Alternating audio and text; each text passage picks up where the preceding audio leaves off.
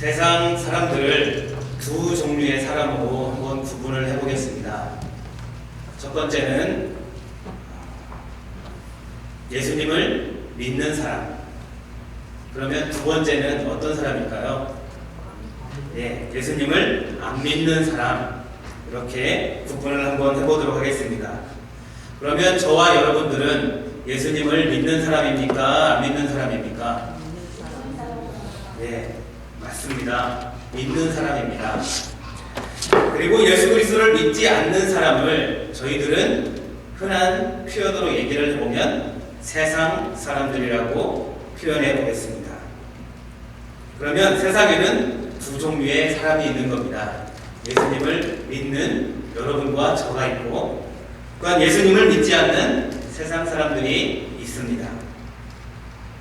그런데 이 두 종류의 사람은 모두 다 인간입니다. 이 두 종류의 사람은, 인간은 살아가는 방식이 있습니다. 어떻게 살아가는 방식이 있을까요? 두 종류의 사람, 예수를 믿는 사람과 예수님을 믿지 않는 사람, 이 두 종류의 사람이 살아가는 생활 방식이 있을 텐데, 이 두 종류의 사람의 생활 방식이 같을까요? 다를까요? 같다고 생각하십니까? 아니면 다르다고 생각하십니까? 한번 그 생각을 여러분들 곰곰이 해보시면서 오늘의 말씀을 한번 들어보시기를 바랍니다. 헨리 나우엔이라는 유명한 신학자가 있습니다. 그 신학자가 마음을 열고라는 책을 써서 그 책에서 이렇게 두 종류의 사람을, 이 두 종류의 인생을 이렇게 표현을 해보았습니다. 한 인생은 주먹을 불끈진 주먹 인생, 또 한 사람의 분류를 손을 편 주먹 인생이라고 이야기를 했습니다.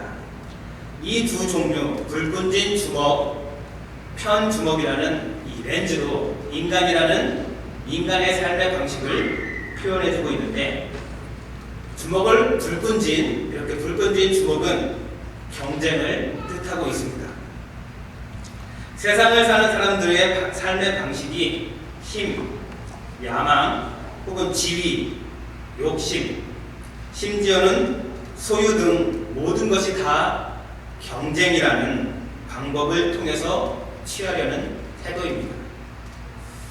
그것이 곧 주먹을 불끈진 인생이라는 겁니다. 사람들에게 세상 모든 일과 다른 사람들에게 있어서 경쟁에서 늘 이겨야만 이것을 쟁취할 수 있고, 또한 소유할 수 있는 방법을 표현해주고 있습니다. 때로는 이 경쟁이라는 것이 원치는 않아도, 이 모습이 우리의 모습에 있는 것이 싫어서 또한 이것을 외면하려고 해도 우리는 어느덧 이렇게 경쟁이라는 삶의 방식에 익숙해져 있는 우리 자신의 모습을 발견하게 됩니다. 그러면 반대로 이렇게 손을 쫙 편 인생을 살펴보면 이것은 용납을 뜻하고 있습니다. 그저 주위의 것을 그대로 받아들이는 태도를 말하고, 또한 모든 것을 수용할 수 있는 방법을 말을 하고 있습니다. 때로는 차이가 있음에도 그것을 품고, 때로는 소가리가 있다 할지라도 잠잠히 기다리는 모습이 손을 쫙 편 인생의 모습입니다. 이것이 가장 극단적인 방법으로 표현을 한다면 예수님의 십자가 사건일 것입니다. 예수님은 모든 것을 내려놓고 손을 쫙 편 상태에서 십자가에 매달렸습니다. 이렇게 세상 사람들이 살아가는 삶의 방식을 두 가지로 분류를 했는데, 하나는 주먹을 꽉 쥔 인생, 하나는 손을 쫙 편 인생이라고 표현을 했습니다. 여러분들은 주먹을 꽉 쥔 인생을 살고 있습니까? 아니면 손을 쫙 편 인생을 살고 있습니까? 이 두 인생의 사이에는 분명히 같은 것이 존재하는 것이 아니라 분명히 차이가 있음을 보여주고 있습니다. 즉, 예수님을 믿는 사람과 예수님을 믿지 않고 살아가는 사람들 사이에는 삶의 방식이 있는데 그 삶의 방식이 같을까요? 틀릴까요? 다들 생각하기로는 다르다고 생각을 합니다. 여러분들도 다르게 살아가고 있습니까? 예수님을 믿고 있죠? 예수님을 믿는데 우리는 예수님을 믿지 않는 사람들과 다른 방법으로 인생을 살아가고 있는지 여러분들에게 묻고 싶습니다. 세상 사람들의 살아가는 삶의 방식을 한번 인터넷에서 이렇게 찾아보았습니다. 여러 가지 방법들이 나오고요. 또한 여러 가지 그러한 삶의 방법들이 존재하고 있습니다. 그 중에서 제가 그냥 제 임의로 하나를 뽑아보았습니다. 인생을 재미있게 사는 10가지 방법. 첫 번째는 내가 가장 소중한 것을 우선순위에 둔다. 두 번째는 쓸데없이 내 기운을 빼는 것과 과감히 결별한다. 세 번째는 기초재산 관리에 힘쓴다. 네 번째는 내면에서 간절히 원할 때 과감히 변화한다. 다섯 번째, 자주 혹은 가끔 자신에게 맞는 크고 작은 이벤트를 일부러 만든다. 이런 등등의 내용이 있습니다. 그리고 또 다른 우리가 방금 얘기한 믿는 자들의 삶의 방식을 제가 한번 성경에서 찾아보았습니다. 성경에 나타난 믿는 자들의 삶의 방식을 제가 임의로 다시 한번 찾아보았는데, 첫 번째는 마태복음 22장 34절에서 40절에 나오는 예수님께서 준 가장 큰 계명의 내용입니다. 첫 번째는 뭐죠? 내 마음을 다하고 목숨을 다하고 뜻을 다하여 주 너의 하나님을 사랑하라. 두 번째는 내 이웃을 내 자신과 같이 사랑하라. 그리고 세 번째는 제가 마태복음 5장에서 7장까지 나와 있는 예수님의 유명한 설교이신 산상수훈을 뽑아보았습니다. 산상수훈에서는 팔복으로부터 시작해서 마지막에 말씀대로 행할 때 그 주춧돌을 반석 위에 세운 사람이라 라고 하는 말씀으로 매듭을 짓는 산상수훈을 정해보았습니다. 그리고 네 번째는 성경 마태복음 맨 마지막 장 28장에 나오는 The Great Commission이라는 내용입니다. 너희는 가서 모든 민족으로 제자를 삼아 아버지와 아들과 성령의 이름으로 세례를 베풀고 내가 너희에게 분부한 모든 것을 가르쳐 지키게 하라. 라는 것을 믿는 사람들의 삶의 방식으로 한번 정해보았습니다. 저희가 이렇게 세상 사람들이 살아가는 삶의 방식과 믿는 사람들이 살아가는 삶의 방식 두 가지를 비교해 보았습니다. 차이가 있습니까? 없습니까? 있습니다. 차이가 있나요? 네. 차이가 있습니다. 가장 큰 차이, 여러 가지 차이가 있을 건데 가장 큰 차이를 한번 들어도 보겠습니다. 어떤 차이가 있는지.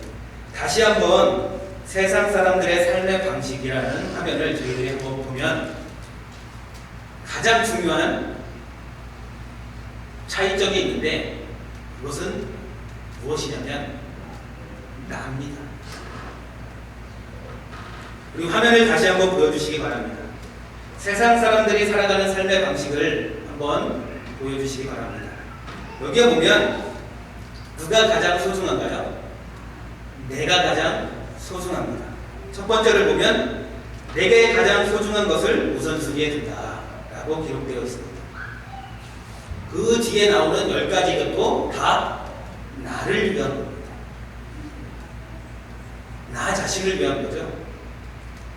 그러니까 세상 사람들의 삶의 방식의 가장 근본적인 것은 뭔가요? 나입니다. 나를 어떻게 개발을 할 건가? 나를 어떻게 평안하게 할 건가? 나를 어떻게 행복하게 할 건가?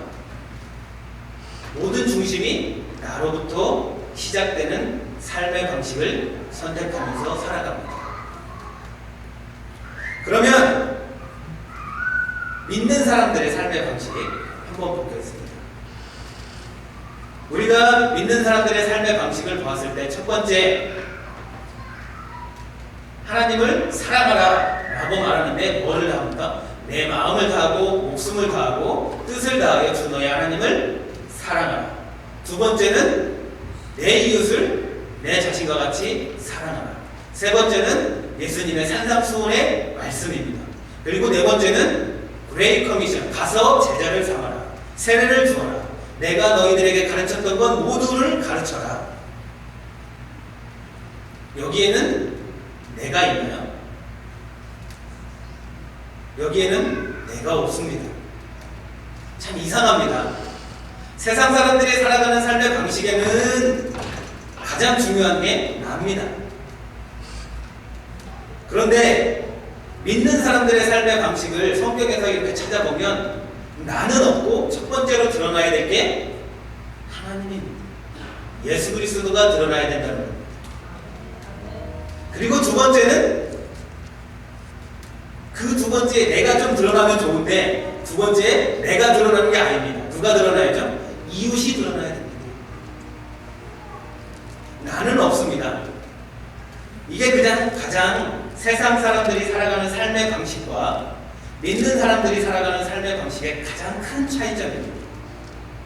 여러 가지 차이점이 있지만 분명한 것은 세상 사람들은 내 자신을 중심으로 나를 개발하기 위해서, 나를 행복하게 하기 위해서, 내가 좀 더 나은 삶을 살기 위해서 개발을 하는 거지, 이웃을 하나님을 위해서 살을 더 그 사람들의 영광을 드러내기 위해서 살아가는 삶은 아닙니다.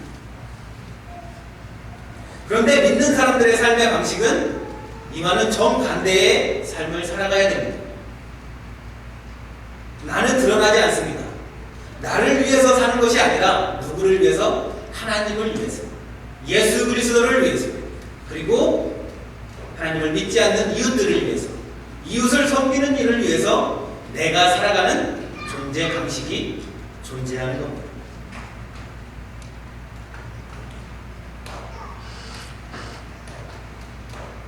우리는 예수님을 믿으면서 예전의 삶의 방식, 나 중심적인 삶의 방식에서 이제 하나님 중심으로의 삶의 방식으로 점점 바뀌어가는 삶을 살아야 됩니다. 그런데 아직도 예수님을 믿기는 하지만 우리는 현실적인 사고를 할 수밖에 없고 성경적인 삶과는 동떨어진 삶을 살아가고 있는 우리의 자신을 발견하기도 합니다. 성경적으로 살려고 하지만 때로는 현실 앞에서 나 자신을 위해서 더욱더 내 자신의 개발을 위해서 사용하고 헌신하는 모습을 보여주고 있습니다. 이러한 두 삶의 차이를 생각하면서 저는 오늘 본문 말씀을 묵상을 해보았습니다. 그리고 저는 오늘 본문 말씀을 포함해서 4개의 다른 성경 구절을 여러분들과 함께 이 두 인생의 삶의 목표를 보고 한번 찾아보도록 하겠습니다. 첫 번째는 오늘 본문 말씀에 나와 있는 출애굽기 1장 15절에서 21절에 나와 있는 십부라와 부하라는 사사의 이야기입니다. 두 번째는 창세기 13장 9절에서 11절 사이에 나와 있는 아브라함과 롯의 이야기입니다. 세 번째는 민수기 13장 27절에서 32절, 14장 1절에서 10절에 나와 있는 12명의 가나안 정탐꾼에 대해서 여러분들과 함께 이야기를 나누고자 합니다. 마지막으로 사도행전 5장 1절에서 11절에 나와 있는 아나니아와 삽비라라는 인물을 가지고 이 네 본문을 가지고 이 사람들이 살아가는 인생의 두 가지를 한번 비교해 보도록 하겠습니다. 첫 번째, 십부라와 부하라는 사람입니다. 히브리 산타입니다. 이 사람들에게 애굽 왕이 명령을 합니다. 어떤 명령을 하냐면 사내 아이가 태어나면 죽여라. 라고 명령을 합니다. 즉 애굽왕 시대에 애굽 시대에 왕이 명령을 했다면 그 명령은 곧 어떤 명령일까요? 법입니다. 법을 따라야 되는 거죠. 그런데 히브리 산파 시프라와 하는 자와 부하라는 사람은 성경에 특별히 기록된 것은 없지만 그 바로 다음에 명령을 바로 받은 다음에 그러나 하나님을 두려워하는 마음으로 사내 아이를 죽이지 않았습니다. 이 내용을 보면서 현실적인 사고를 한번 우리가 생각해 보면 애굽 왕의 명령을 따르는 것은 참으로 현실적인 사고입니다. 그리고 히브리 사내를 죽이는 것은 살인이 아닙니다. 왜냐하면 왕이 명령을 했기 때문에 그 명령을 다만 따르는 것 뿐입니다. 그런데 이 시프라와 부하라는 이 산파는 이 현실적인 사고, 흔히 말하는 내 자신을 위한 생각을 했다고 한다면 애굽 왕처럼 분명히 애굽 왕의 명령을 따랐을 것입니다. 그런데 아무래도 이 시프라와 부하라는 이 산파는 성경적인 사고를 했던 것 같습니다. 하나님을 두려워하는 마음으로 히브리 사내 아이를 살렸습니다. 죽이지 않았습니다. 두 번째 내용을 보면 아브라함과 롯의 이야기입니다. 이제 아브라함과 롯이 본토 친척 아비집을 떠나서 가나안 땅에 내려옵니다. 그런데 소유물이 많이 있습니다. 그래서 롯의 종들과 아브라함의 종들이 서로 다툼이 일어납니다. 다툼이 일어나는데 이 다툼을 보고 이제 아브라함과 롯이 이제는 헤어져야 될 때가 된 것 같다 라고 결단을 하고 이제 언덕에 올라갑니다. 그래서 아브라함이 이야기를 합니다. 내가 좌하면 나는 우하고 내가 동하면 나는 서하겠다 라고 이야기를 합니다. 그 상황에서 이제 롯이 이제 나에게 선택권이 주어졌으니 어떤 것을 생각할까 라고 주변을 둘러봅니다. 주변을 둘러보는데 롯이 바라본 곳은 소알 땅을 바라보았습니다. 소알 땅이 어떤 땅이냐면 성경에서 표현대로 얘기하면 에덴 동산과 같다고 이야기를 했습니다. 왜 에덴 동산과 같을까? 일단 땅이 비옥합니다. 그리고 물이 풍부합니다. 우리가 현실적으로 생각해 볼 때 집을 산다고 한번 생각을 해보겠습니다. 여러분 집을 살 때 어떤 거 고민하십니까? 안정적인 주거 환경, 교육, 그리고 주변 공동체들이 어떻게 위험한 사람이 아닌 선량한 시민으로 살아가는지, 혹은 집값이 비싼지 그런 것들을 많이 따지지 않습니까? 롯도 지극하게 너의 갈 곳을 선택해라 라고 했을 때 롯이 선택한 것은 무엇인가요? 소알 땅을 바라보았습니다. 살아갈 곳인데 물이 많고 비옥한 땅이면 얼마나 좋습니까? 롯이 바라본 곳은 그런 소알 땅을 바라보았습니다. 그런데 아브라함은 어떤 생각을 했냐면 롯에게 먼저 내가 동하면 나는 서하고 내가 좌하면 나는 우하겠다 라고 생각을 했습니다. 그리고 두 번째로 생각한 것이 뭐냐면 하나님이 내가 어디에 있든지 나와 함께 한다는 약속을 믿었습니다. 이 두 생각, 사실 현실적인 사고를 한 사람과 성경적인 사고를 한 사람, 확실한 차이가 드러납니다.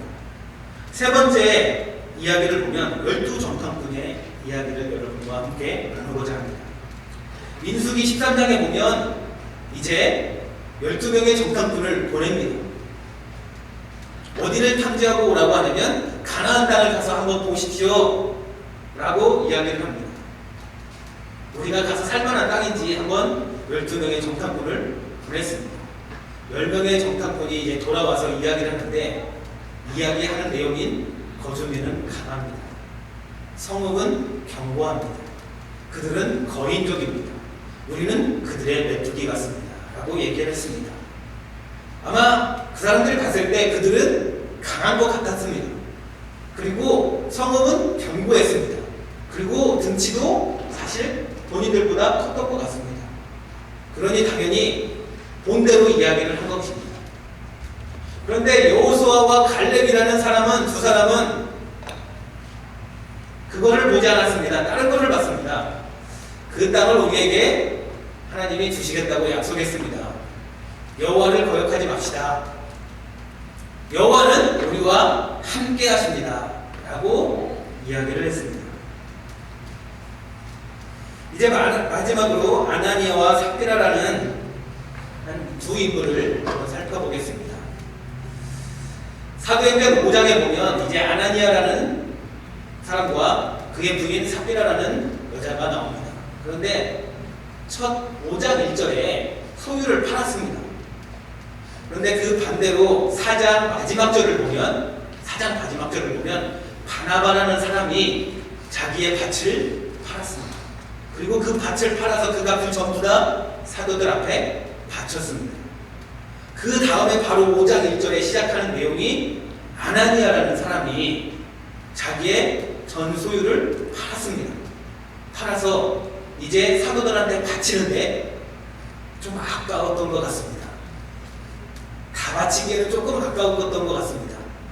소유를 다 팔았긴 팔았는데 그 일부를 감추어 놓았습니다. 그리고 나머지를 이제 사도들한테 바쳤습니다.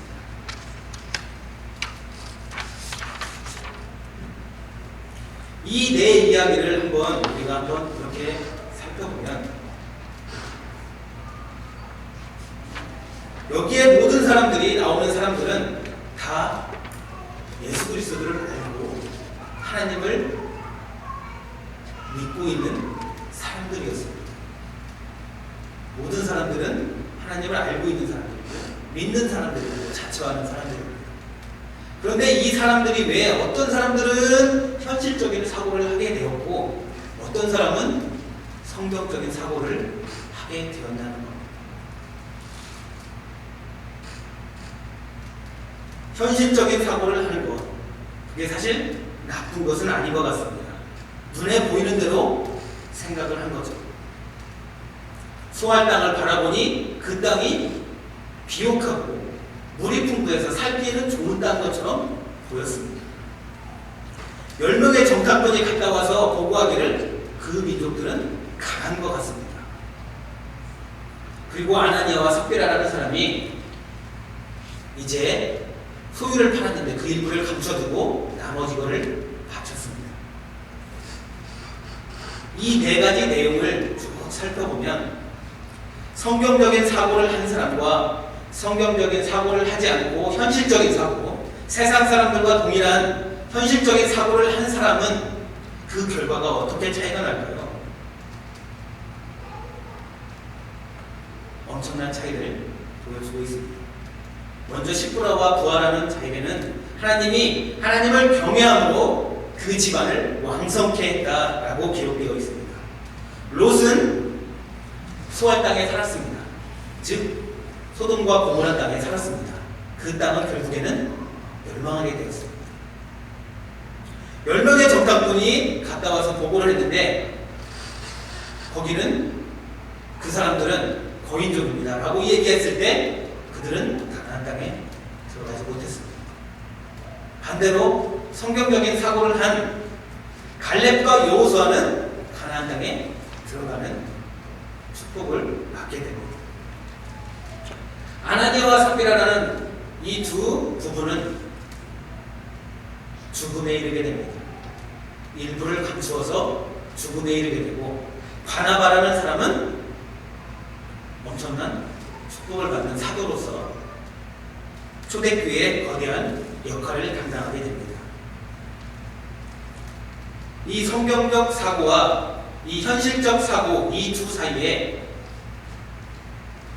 사람들이 생각을 하고 있는데 이 사람들은 모두 다 하나님을 믿는 사람들이라는 겁니다. 그런데 믿는 사람들이 왜 성경적 사고를 하지 않고 현실적 사고를 하게 될까요? 우리는 제가 여러분들에게 처음에 질문했던 우리가 생각할 때 이 상황 속에서 내가 먼저 드러나느냐 하나님이 먼저 드러나느냐에 따라서 우리는 현실적인 사고를 하느냐 아니면 하나님 중심적인 사고를 하느냐에 판단이 내려진다는 것입니다.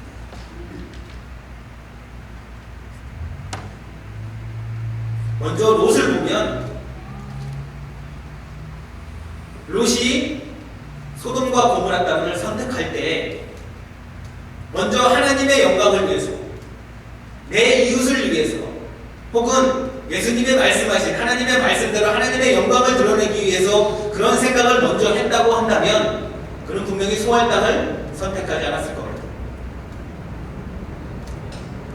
그런데 내가 살 곳이니까 내 가족이 살아야 될 곳이니까 그리고 어떻게든 먹고는 살아야지 라고 생각하는 나를 생각하니까 결국에 선택은 소돔과 고모라를 선택했다는 겁니다. 12명의 정탐꾼을 보겠습니다. 12명의 정탐꾼은 가서 본대로 이야기를 했습니다. 우리보다 강한 것 같습니다.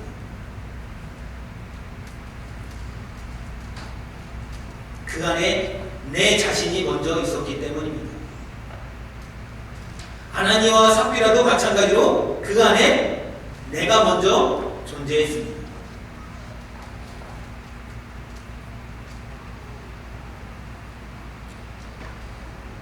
오늘 성경 말씀인 출애굽기 1장의 내용 시브라와 부하라는 이 두 산파가 애굽왕의 명령을 받고 저는 수많은 고민을 했다고 생각합니다. 성경은 그 다음 구절에 바로 그러나 라고 시작을 하지만 이 명령을 받고 시브라와 부하라는 자는 이거를 내가 이 왕의 명령을 해야 될 건가 말아야 될 건가 아니면 하나님의 뜻대로 내가 하나님을 두려워하는 마음으로 히브리 백성들을 살려야 될 것인가 라는 고민을 분명히 했을 겁니다. 그런데 그 시브라와 부하라는 사람은 분명한 것은 결국에 하나님을 선택했다는 겁니다. 내 자신이 아닌 내가 그 나라의 법을 어기는 것이 아닌 하나님의 두려운 마음을 먼저 선택하고 보니 하나님께서 그 가정을 왕성케 했다는 내용을 오늘 본문 말씀에서 말씀해 주고 있습니다. 다시 여러분들에게 묻겠습니다. 여러분들은 믿는 사람과 믿지 않는 사람들 분명히 다른 삶을 살아가야 된다고 여러분들은 말씀하셨습니다. 다르게 살아가고 있습니까? 다른 말로 이야기를 하면 정말로 내가 아닌 하나님의 영광을 위해서 내 이웃을 위해서 그러한 생각을 하면서 살아가고 있는지 여러분들에게 묻고 싶습니다.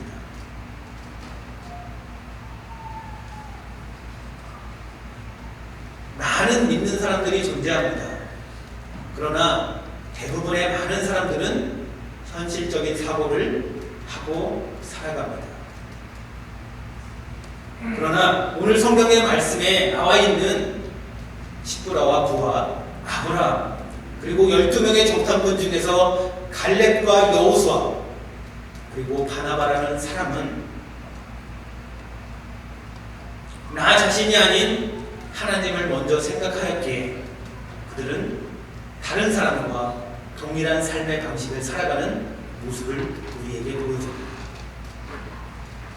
이러한 성경적 관점을 보고 성경을 보니 나만 장군, 사울의 모습, 다윗의 모습, 베드로의 모습에서도 이러한 동일한 모습이 다 등장을 하고 있습니다.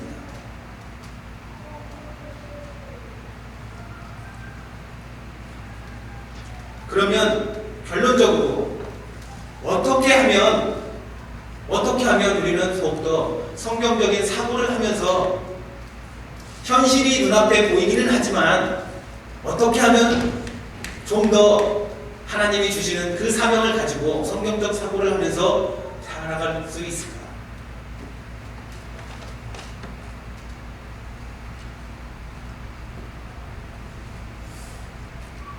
존 웨슬리라는 감리교의 창시자가 있습니다. 감리교에서 가장 중요하게 생각하는 4가지가 등장을 하는데 이 네 가지가 우리가 성경적 사고를 할 수 있도록 하나의 이끌어주는 방법이 아닌가 생각을 해보았습니다. 이 네 가지는 뭐냐면 차트를 한번 보여주시면 맨 밑바닥에 무엇이 있냐면 성경이 있습니다. 여러분은 성경을 많이 알아야 되고 공부해야 되고 들어야 되고 그 가운데 성경대로 살아갈 수 있도록 여러분들 노력을 해야 됩니다. 성경이 우리가 성경적인 사고를 할 수 있도록 그 길을 가르쳐주고 인도하는 가이드라인, 책자 혹은 우리에게 삶의 지표가 된다는 것을 존 웨슬리는 말을 하고 있습니다. 우리 생각에 첫 번째로 등장해야 될 것은 우리 환경이 우리에게 집을 살 때 혹은 이웃에게 선행을 베풀 때 혹은 우리가 비즈니스를 할 때 나 자신이 들어갈 것이 아니라 하나님의 영광이 들어가야 되고 하나님의 놀라운 은혜가 들어가야 되는데 그 생각을 하기 위해서는 우리가 먼저 알아야 될 것이 성경이라는 겁니다.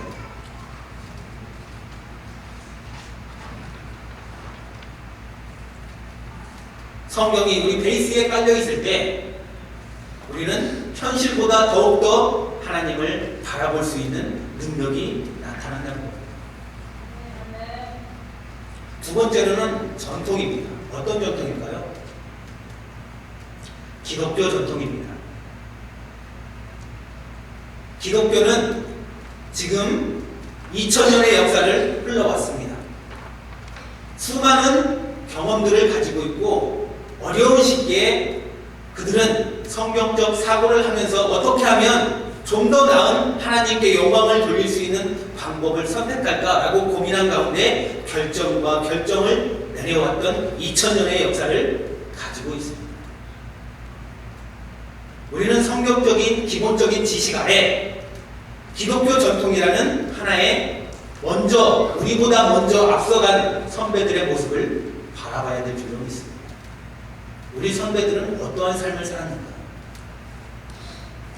기독교 선배들은 어떠한 모습을 보이면서 살아왔나? 라는 것을 우리는 다시 한번 바라봐야 됩니다. 세 번째로는 경험입니다. 어떤 경험인가요? 우리가 예수님을 믿고 우리는 항상 현실적인 생각만 하는 것은 아닙니다. 우리에게도 간혹 가다가 성경적 사고를 한 경우들이 많이 있습니다. 우리는 살아가면서 분명히 성경적 사고를 하면서 그러한 경험을 쌓아왔습니다. 그리고 성경적 사고를 하지 않았을 때도 우리는 분명히 존재를 합니다. 두 결과를 여러분들이 한번 비교해 보시고 여러분들의 경험 속에서 내가 하나님을 이렇게 섬겨봤더니 하나님께서 나에게 이렇게 축복해 주셨다. 혹은 내가 현실적인 사고를 해봤더니 나의 결과가 이렇게 왔다. 라고 하는 여러분들의 경험은 충분히 인정받을 만한 자료입니다. 이제 앞으로의 삶은 우리가 어떻게 하면 현실적인 사고에서 성경적 사고로 바뀌어질까에 대한 초점을 맞추고 우리의 경험을 되돌아봐야 됩니다. 마지막으로 이성입니다. 이성은 어떤 걸까요? 판단 능력인데 어떤 판단 능력이냐면 성경을 우리의 기본적인 베이스로 두고 그 안에 기독교 전통을 경험한 상태에서 우리의 경험을 되돌아보며 거기에서 내려지는 이성적인 판단을 이야기합니다. 그러면 우리는 성경에 나와 있는 성경적 사고로 이성적인 판단을 할 수가 있습니다. 오늘 본문 말씀의 제목을 믿는 자들의 삶의 방식이라고 정해보았습니다. 성경을 보니 정말 하나님께 칭찬을 받고 그들이 축복을 받고 또한 하나님께 영광을 돌리며 이름이 드러났던 사람들의 삶의 방식을 보니 그 사람들의 중심에는 나보다 먼저 하나님이 앞섰다는 겁니다. 나보다 먼저 내 자신보다 내가 어떻게 살아가야 될 것보다 하나님의 영광이 먼저 드러나 보니 하나님이 내 삶을 책임져 주시더라 라는 내용이 성경 전체적인 내용이었습니다. 우리는 어떠한 삶을 살아야 될까요? 사실 우리에게 있어서 나 자신을 되돌아보지 않을 수 있는 사람은 아무도 없습니다. 내가 좀 더 나아져야 되고 건강해져야 되고 내가 좀 더 편안한 삶을 살아야 되고 행복해야 됩니다. 그런데 성경에서 이야기하는 믿는 사람들의 삶의 방식은 내가 아니라 하나님이 먼저고 그 다음에 이웃입니다. 그렇게 하고 나니 건강도 책임져 주시고 내 행복도 드러나는 것입니다. 그런데 우리는 잘못 생각하고 있습니다. 어떻게 하면 나를 먼저 개발할까? 어떻게 하면 나를 먼저 행복하게 할까? 예? 고민이 되고 있다는 겁니다. 십부라와 부하, 아브라함과 롯, 12명의 정탐꾼, 아나니아와 삽비라, 그리고 바나바. 이 외에도 수많은 성경의 인물들이 등장을 하는데 우리는 어떤 삶의 방식을 여러분들이 살 것인가? 십부라와 부하라는 두 산파가 우리에게 보여주고 있습니다. 하나님께 영광을 돌리며 살아가는 저와 여러분들이 되기를 주님의 이름으로 축원합니다. 기도하겠습니다.